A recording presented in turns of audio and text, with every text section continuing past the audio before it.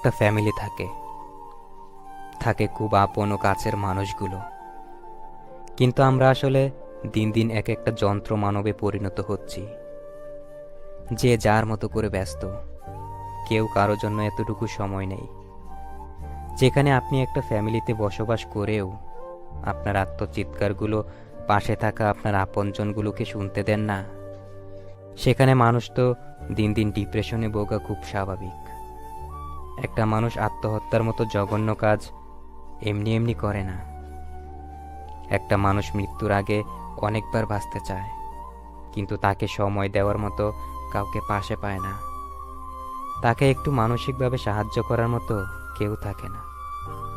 একটা মানুষ যখন খুব বেশি চুপচাপ থাকে, একা একা দিন কাটায়, অন্ধকার ঘরে নিজেকে তালাবদ্ধ করে রাখে দিনের পর দিন, তাহলে বুঝতে হবে মানুষটা ধীরে ধীরে মৃত্যুর দিকে এগিয়ে যাচ্ছে।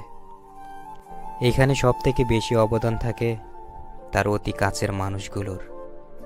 তাদের একটু মানসিক সাপোর্টে হয়তো একটা মানুষ স্বাভাবিক থাকতে পারে।